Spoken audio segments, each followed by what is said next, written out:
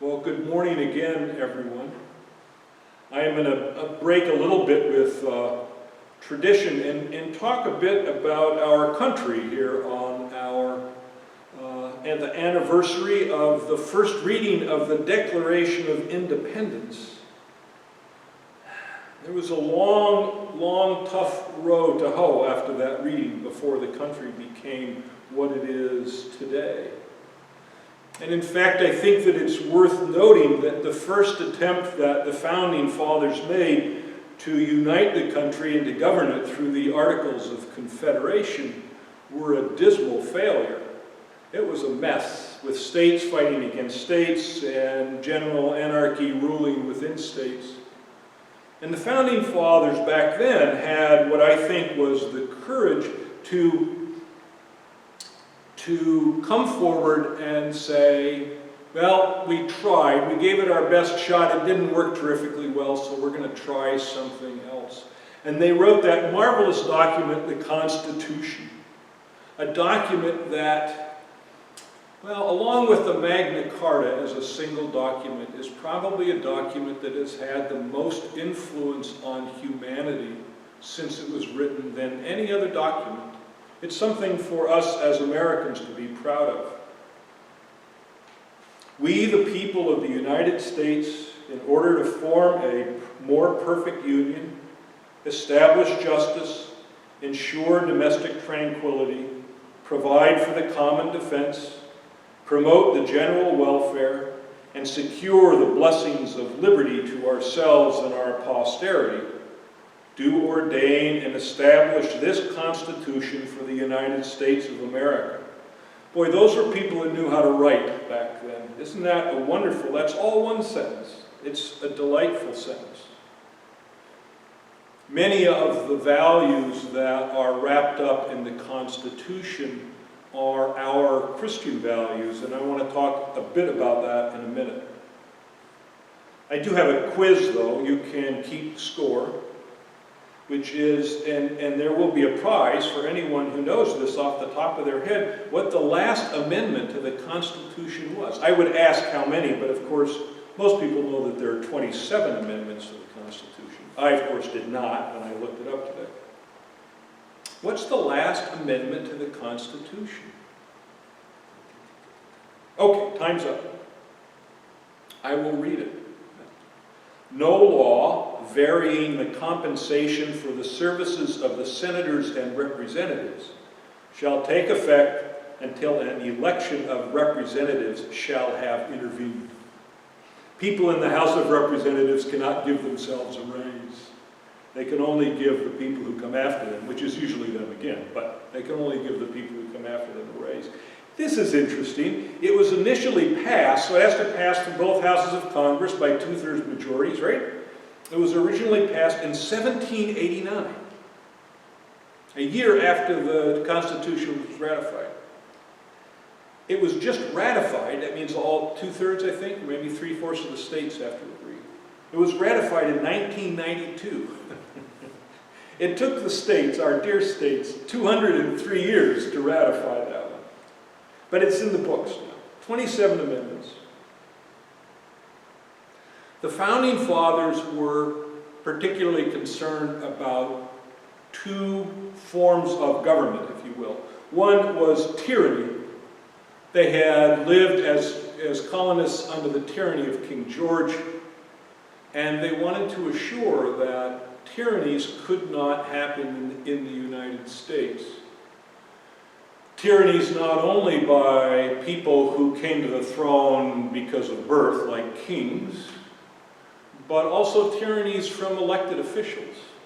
They were very concerned about tyrannies, and so they developed this marvelous system of checks and balances that we still have with us today. 3 branches of government, all checking and balancing the others. It was a wonderful strategy.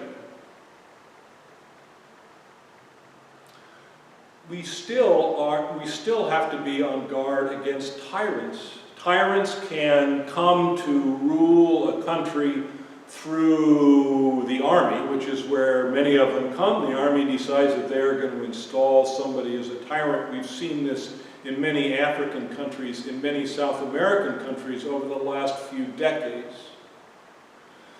Interestingly, democracies can also decide to stop being democracies and start being tyrannies. They can elect a tyrant. Adolf Hitler, interestingly enough, was elected as the tyrant of Germany.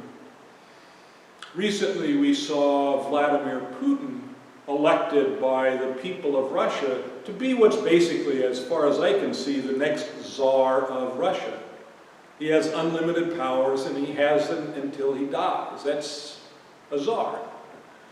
So the people of Russia have decided to get rid of their democratic government. Democracies are hard, and to institute a tsardom once again. The other thing that so tyrannies, we have to be careful of. The other thing that the Founding Fathers were particularly concerned about was anarchy.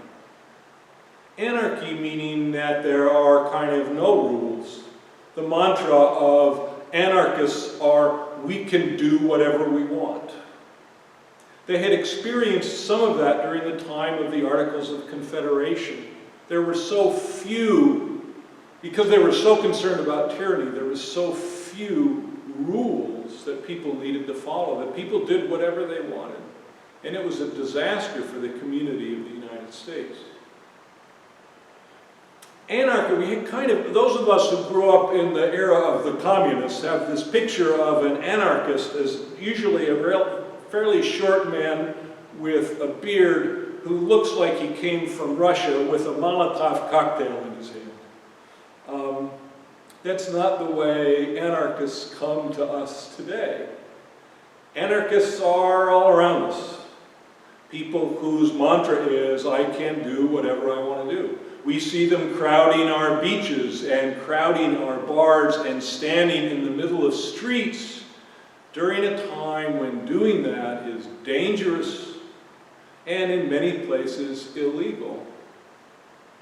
Wearing a mask over your face, over your nose and mouth, sadly has become politicized to the point where it tends to be a thing that the anarchists among us are used to show where they stand.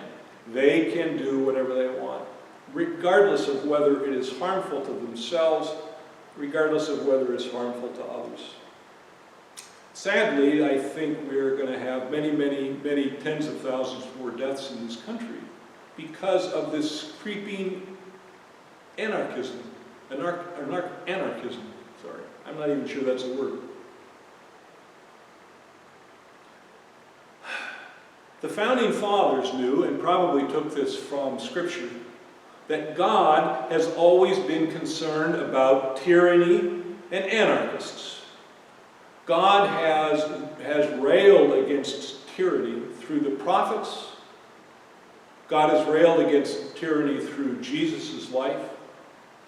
At tyrants, those who are concerned just about themselves and not about governing fairly and evenly, not about justice, were certainly abounded in the time that Jesus came to earth, and abounded, sadly, in the nation of Israel through much of its history. And God clearly was angry about that.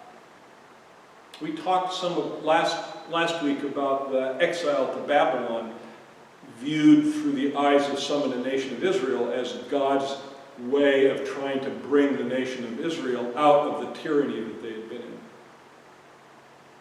God also rails against anarchy, but I think more subtly. Now I take that back. God also rails against anarchy. We should know that God would be concerned about that. God has shown, since the earliest interactions with humans, that God is particularly concerned with the poor, the needy, widows and orphans, those who are ill, foreigners, those who are oppressed. Those are the people that God particularly reaches out to. God reaches out to every single one of us, but God has a particular concern for those who are at the lowest end of the totem pole, if you will. And what God knows, and what we know, is that in a system where there's a lot of anarchy, the people at the bottom of the totem pole, the people without power, the people who are poor or are sick, are the ones who are more likely to be taken advantage of. And so God has tried to make it clear throughout God's interactions with humans that anarchy is that we can do whatever we want is not the way of God. There were all those rules handed to Moses. There were the 10 commandments. We just talked about the 2 great commandments of loving God and loving one another. There were the 10 commandments. And then Jesus came along, this wonderful, this embodiment of God that was the embodiment of love and the embodiment of caring for people. But Jesus did not make the rules more lax. Jesus, in fact, made them harder to follow. He said to the men of the nation of Israel, in the past you have been able to just discard your wife if you no longer want to live with her, and I'm telling you, you can't do that anymore. He told everyone in the nation of Israel, you used to be told that you can hate people who hate you. You can harm people who have harmed you, and I'm telling you now, you have to love everyone. God knows that anarchy does not work in community. And God has always been concerned about the community of humans. We saw recently that bizarre thing in Seattle, and I forget what they called it. President Trump, I think, was absolutely correct in condemning what was going on there. Finally, when the police came in to this place that supposedly was kind of a do-your-own-thing place, what they found is that there were more murders and more rapes and more robberies per capita in that little place than there were any place else in the country. I get to do whatever I want to do just does not work, and God has worked hard at trying to get us to see that doing what is right for others, doing what is right for the community, is really doing God's work. And it's hard. It's so much easier to do what I want to do than to do what will be helpful to others. And so we have that wonderful place where Jesus recognizes that in fact this is hard work that God is asking us to do.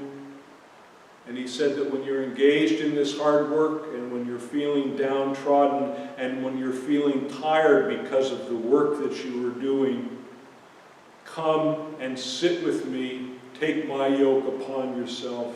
I'm gentle and humble. You'll find rest for your souls with me.